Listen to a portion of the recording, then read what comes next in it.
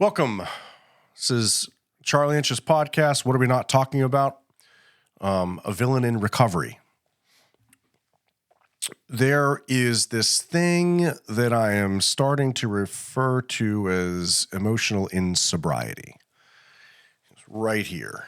And there is something through my observed experience that right here at the solar plexus, that's where the switch is, man. And doing really difficult family, really difficult emotional cases, especially things that have been going on for a long time. You can see these clients, they're men and women. It's not one or the other. This emotional insobriety. The way I talk to clients about it is, forgive me for putting it this way. The fight, flight, or freeze mechanism, it's almost like that. It's almost like an orgasm event, not in so much as a pleasure event, but that there's a vibration of emotions or a vibration of feelings, and then the trigger happens, and then this bigger emotion, usually rage, frustration, and other things, pop out. VCU here in Richmond just did an article about a year and a half ago talking about the prefrontal cortex is very much involved with aggressive behavior. And so I've been seeing it, and I read these articles, and I'm watching these observed events. And when the events are happening, you can watch the person's face. You see the facial expressions and they go into this rage and they go into this justification. Usually it's a much more, and then I'm going to go after this person and I'm going to do that. And you just see them fall down this pit of this kind of this planned consequence because the other person made them feel this way. And when I take them through what I call this somatic, I call it the tug mindset method. But when I get them to recognize their consciousness here, and I take them through a process of getting this cleansed, if I can get them to do it. And first, it's usually pretty easy, the first time we talk. And it's incredible the response they give me and say, Inch, they're like, man, like, even when I close my eyes, they're like, I don't feel this like wave of like energy behind my eyelids when I get out of this state when you take me through it. The interesting thing is once I show this to clients, it then becomes really difficult for them to do it in the future because now they're on to it. And the thing is that once you get to this anchor state for fight, flight, or freeze, it's usually in your mind justified because the belief is like, who does this person think I am? I'm going to show them who I am. I'm going to do this, right? I'm talking about dropping F-bombs in court, this client was doing. Speaking across counsel table at the X, like you actually in front of the judge, pastor, opposing counsel. It's tough. And it makes it so I am so focused on trying to keep my client under control or at least keep them regulated that you almost can't represent them because your consciousness is split in too many different ways that you can't actually bring the really good information to bear, nor is it going to be believable because they're acting like a crazy person. And the interesting thing is when I first meet these people and I take them through this tug mindset method and show how to clear the fight, flight, or freeze mechanism in the neurological system or reset the parasympathetic nervous system, which in turn resets the dorsal vagal. If you've got a freeze state, you've got dorsal vagal shutdown in the parasympathetic nervous system. If you're in a fight or freeze state, then you actually have unregulated sympathetic and an upregulated parasympathetic. Fight or flight is in the sympathetic, rest and digest is in parasympathetic.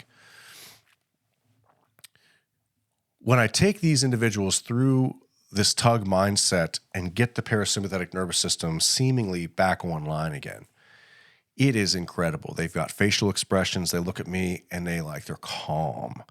And they look and they tell me like, man, I feel calm. And they get rational mind back. All the research indicates that when you go to fight, flight, or freeze, there's something about the malamated vagus nerve on the top of the parasympathetic nervous system that is the way and the mechanism in which our brains get 400% more oxygen than what reptiles do. And there's something that connects that, because every time you go to sympathetic unregulation, now you go into reverse order shutdown of the nodes of the parasympathetic nervous system in the evolutionary created order. They call it the phylogenetic order. If you go to freeze, now you've got a suppression of sympathetic nervous system, and you've got unregulated parasympathetic nervous system with this dorsal vagal shutdown. So you've got this dorsal vagal or the malamated vagus nerve of the parasympathetic nervous system that gets shut down in each one of these. Some people have brought up the idea of fawn. Let's talk about that at a later date. That's a little bit more complicated, I think. Let's keep it at just these three. These they seem to be subconscious anchored events, whether it's the X, whether it's the child, whether it's the type of action that's very deeply ingrained and makes the person feel very, very scared. Keep in mind, all of our fears are based off of, the whole thing of death, because we're a mortal social being. And so a mortal social being is more likely to fear physical harm, because that leads to death, or abandonment or exile, because you're a social being. And if you get kicked out of your social group, it's a more likely event that you're going to die. And this is all at the neurological level. It's called neuroception. It happens before our perception even gets it.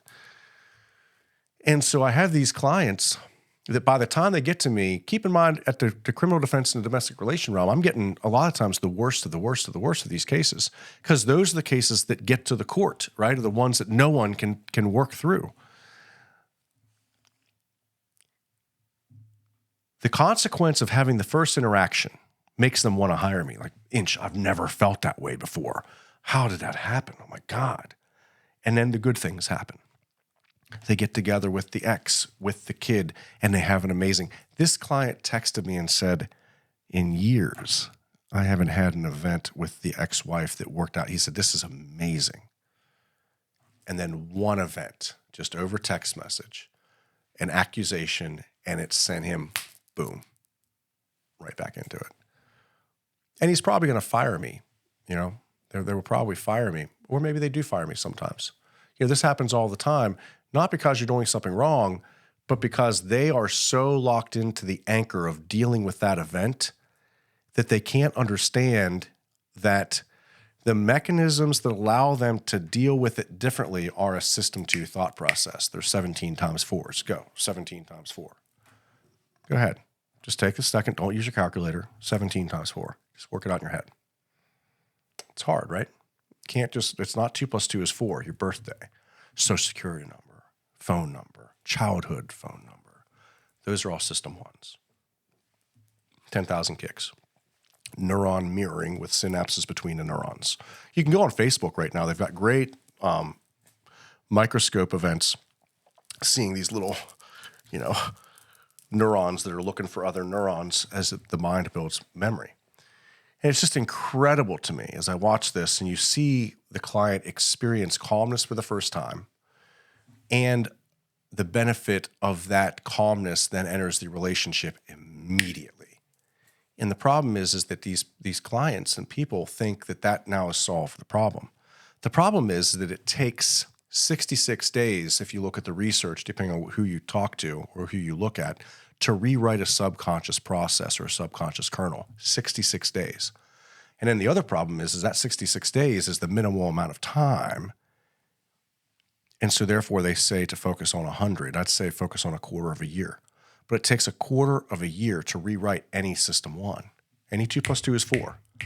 And a 2 plus 2 is 4 is not just math. It's a 2 plus 2. The 2 plus 2 is 4 is also the emotional state. What does that X say to you? And it just triggers you like that. And it sends you back to the event. And it makes you feel the way you felt back then. And now you go to all the actions and the thought processes that are all tied to it. And it sets the neurological state. And so there seems to be, once again, there's this developmental trauma learned behavior from the developmental, right? From 0 to 20, it seems that we are reacting to the mind's perception of fear. And every human being through the rest of human existence, for as long as we're on this planet or other planets, if we follow Elon Musk's plan, every human being goes through it. And every human being is going to experience it. You cannot get rid of trauma. You can't get rid of it. And this whole trauma-informed method, trauma-informed process is sometimes missing the fact. And therapists aren't allowed to trigger clients. They're ethically not allowed to. I'm not saying you go out there and trigger people. I'm not saying that that's what we do at all. But the biggest benefit that I've experienced with this is with permission in the event, because when my clients come to me, the world is already burning down. And a lot of people don't understand this, but criminal defense and domestic relation trial attorneys, we're looking to trigger people. My client is, the opposing counsel, the judge, the guardian ad litem is looking to trigger them because they believe that if you trigger someone, you can see their actual the real way they think, the real way they behave. I don't know if it's true or not. It is certainly a person, because keep in mind, we have this concept that we are all this bundle. Ever see a bridge cable? A bridge cable has many cables wrapped around each other to make one big cable, but each cable is individual wires wrapped around each other to make one cable, right? And so if we start thinking of our personality like this, none of us are perfectly good or perfectly bad, fully good, fully bad. We are this multitude of personalities that we have learned to be and to behave as and to think as and to come across as, to keep ourselves in our minds with our perspective safe. And so we go to these clients and you get these incredible feedbacks that Charlie, Mr. Inch or Inch, whatever they call me, and say, man, I have never experienced this. This was so amazing. And then it's so sad that they go right back to they're so willing to go back. They try the new thing for a week. And because it doesn't go perfectly and because some of these other hiccups happen, boom, that means it's not going to work, Inch. We're going to go back to the way it was for 10 years. It's now war, right? Sad. And who's going to be the one that suffers? The kid. It's always the kid. Does the kid give a shit about whether mom or dad are getting along? No. Go to TikTok. Watch any of these videos about kids like exploring and playing with new toys. And then you watch, and they do this study, and watch mom and dad walk in with kind of like ramped up energy and a little bit jacked up with each other. And even if it's not loud and even if they're not yelling at each other, the child's attention leaves the toy and just keeps looking between the parents. And what's that doing to the child's neurology? And then we've got all this epidemic of drugs and all these other things. It's the criticism, the blame, shame, and the judgment. And the Gottmans talk about the 4 horsemen of relationships that are going to cause the relationship to burn down. You can look them up. John Gottman, I can't remember his wife's name is, but they've got 4. I was just watching it, and I know much about the Gottmans, the father of co-parenting. They've got the best co-parenting kind of event, the best co-parenting plan that seems to be out there. And then you watch other people, like everything about human nature is all relationships. We're all individuals. Every interaction with a human being is a relationship, no matter how temporary or how minuscule or how minimal. And so all these relationships get burnt down when we start using this blame, shame, and judgment. And even opposing counsel referring to my client, say, well, Your Honor, he's an adult. He should be able to figure this out. What is that? It's an ad personam attack. You're an adult. He's an adult. He should be able to. So what's he really saying? He's acting like a child. He's a child. The identity of the child. That's the judgment. And then that pulls in these 2 emotions. One, litos, which is misery. I am not that. You're not understanding what it is I'm upset about. And then eventually that goes to ilinx, saying, okay, motherfucker, you think that that's who I am? Well, I wasn't even trying then. Hold my beer and watch what I can do now. And so this is a slow process sometimes. There are some people that are ready for it. There are some people that are not. Some people just want the fight. They just want to continue to battle, despite the fact that they recognize that there's a different way and it has a better result. But the problem is that once they go to that irrational side, rational mind leaves, fight, flight, or freeze, rational mind leaves, and now all they can do is go to that old mechanism, that old pattern that the neurology seems to be so stuck in. And I can tell you there must be 24 clients that I can say, once you show them what's going on in the neurology, once you show it to them, they are ecstatic, like, oh my God. However, in the future, it's really difficult to get them to buy in then, because now they recognize it's going to make me go to this other thing that I'm going to deal with it differently, but I don't know that I feel comfortable with it. It's going to get me to safety. And so there's a little bit more work to do. That's kind of what I wanted to do with the Trauma Anonymous meetings, was have a place that these people can go to and find, communal comfort and have a peer recovery and support method through this. Because it's so difficult when you watch them just burn the family down, knowing that that child's going to have the consequences. And the parents love the children deeply, so you can't tell them that they don't.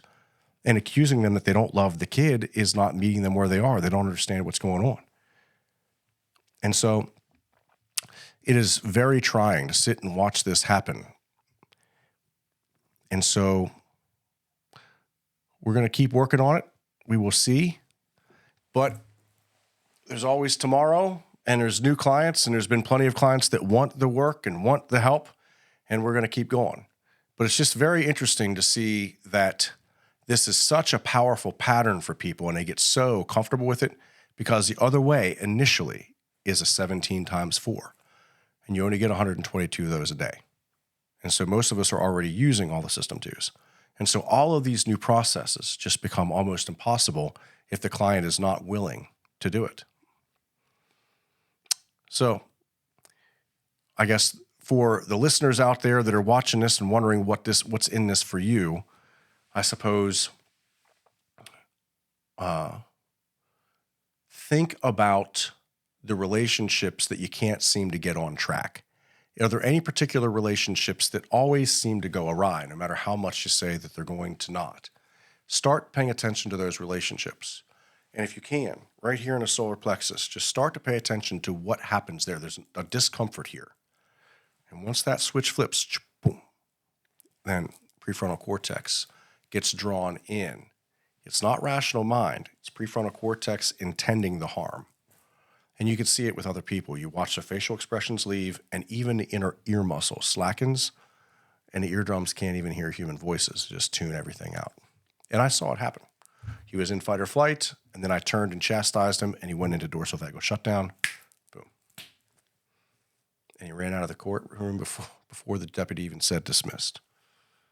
And it's sad. Because the person that gets hurt is who? The kid. And I got tired of messing up kids. I'm just tired of it. I don't want to do that anymore.